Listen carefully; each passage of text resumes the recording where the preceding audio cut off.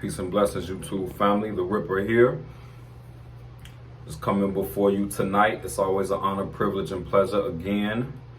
I'm really following up from the Who Are the Overcomers video to challenge us to create our own paradise. Now, paradise can be subjective to the individual. Some people's paradise can be on a low level, others on a different level, but ultimately paradise is when you have the opening of peace, joy, happiness, and love. That is what paradise really is internally. It starts internally. When you look at society with a lot of the deprivation that we see, the anxiety, the sadness, the misery, the depression, and all of that, that is what's causing us to do the acts that we're doing. And us as intelligent human beings, we have to learn how to keep our emotions and our peace of mind and contentment of mind safeguarded, to not allow these different wicked ideas to penetrate our peace and joy and happiness. Creating your own paradise stems back to a mental and spiritual practice of righteousness and truth. You know, we're not evolving, and that's why we're stagnant, and that's why we're devolving and we're miserable and unhappy, because we're distracted with a bunch of low desires and things that means nothing.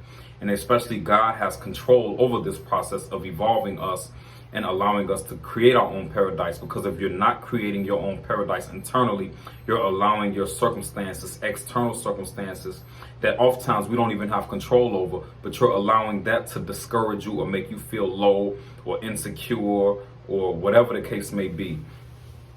We have to create our own paradise. We have to allow nothing to penetrate this temple. We have to treat our bodies like a force field is around us, or armor. Show respect, give respect to those who respect you, but ultimately don't let anything negative penetrate your temple or your God-given nature, to where it discourages you or break you or make you feel weak or less. Oftentimes, God will use anxiety, grief, and misery to chastise us. That's God's way of getting our attention as well. If we're off balance or off course, or if we're deviating somewhere, God will ultimately use these different emotions to afflict us to get our attention. But God also grants us power over these minds, these powerful minds that we have, and these bodies that we have.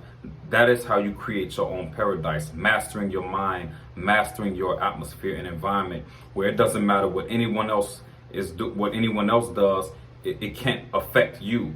Especially when you live in Satan's world with wicked individuals. You have people who are full of envy, jealousy, wickedness, materialism. Why would I, as a young God or as the righteous, allow the wicked to affect me when they're underdeveloped, when I understand that they've been mistaught, if I understand that they've been mistaught, or they've been redirected to self-destruction? Why would I allow people like this to affect me, my peace of mind, my happiness, my joy?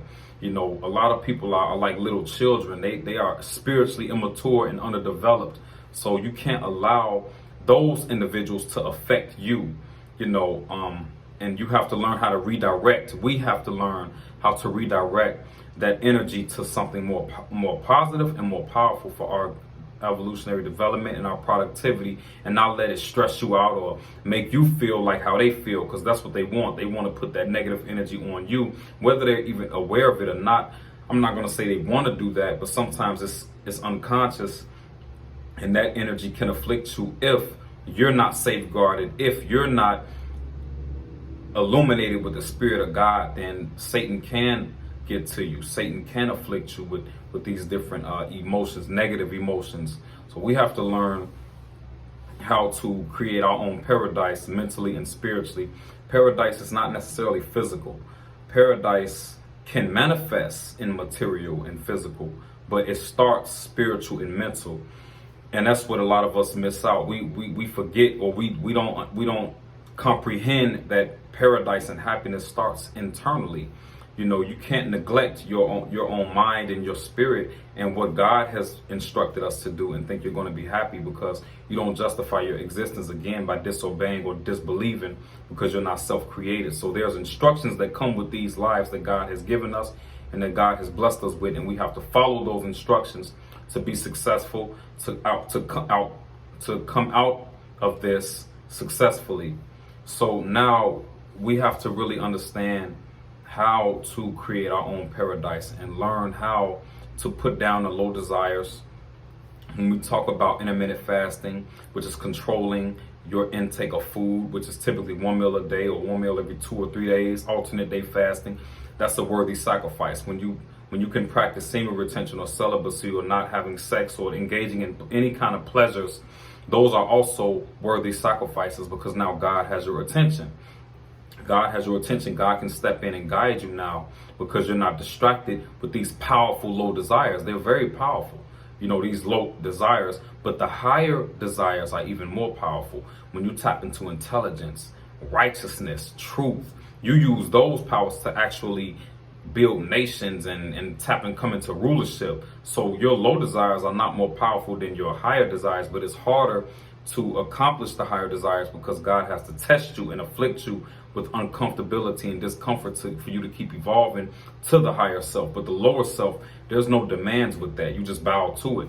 The low desires are easy to bow to, but the higher desires are much more difficult to obtain, because it takes longer time and it takes more painful circumstances. So we have to learn how to create our own paradise and not allow anything outside of us, outside of our bodies and minds, to affect us or afflict us in a negative way, because all that is doing is confirming your lack of knowledge and confirming your disbelief in God. Because if you truly believe in God, you're not looking for validation from the world. I'm not looking for validation from Satan's world. Why do I want to be validated by the people of Satan or the satanic, unjust, wicked world? Why would I want to be validated by people who are underdeveloped, who lack knowledge, who live wicked, who are not righteous, who lie, who are not pure of heart? Why would I want to be validated by people like that?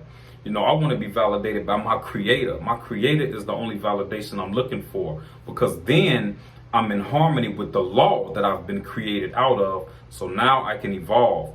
We don't understand how serious evolutionary development is. And that's why we don't evolve, because we don't pay it any attention. We just look at all these material, the creation, but we don't look at the Creator and the Creator's instructions and design for us. We just look at the created world, but we don't look at the Creator. We don't pay that any attention, and that's very serious. We have to stop for a moment and think about the Creator and the unseen powers and how we should be evolving, because evolutionary development is more important than anything, especially now, because you see truth coming out. You see humanity has fallen for the most part.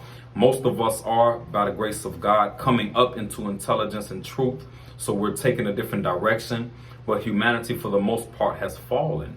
And many of us have not seen humanity in recent years, so we don't know how far we have fallen. We don't know how low we have fallen, but we really have. We have really deviated and deteriorated spiritually, and it's very sad. The more you learn, the more you hurt for humanity. But ultimately, we all can overcome this. That's why this is more of a follow-up video from the Who Are the Overcomers, because to overcome means you have overcame, or you have overcome the ignorance and the lies and tricks of society. Now you're growing and evolving, and now you can create your own paradise. But you can't create your own paradise until you overcome your current situation.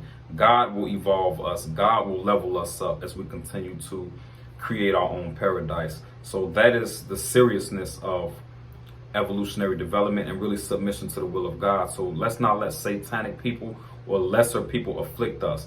Let's pay attention to our surroundings and pay attention to what's going on, but never let it destroy your peace. Never let it destroy your happiness, your joy.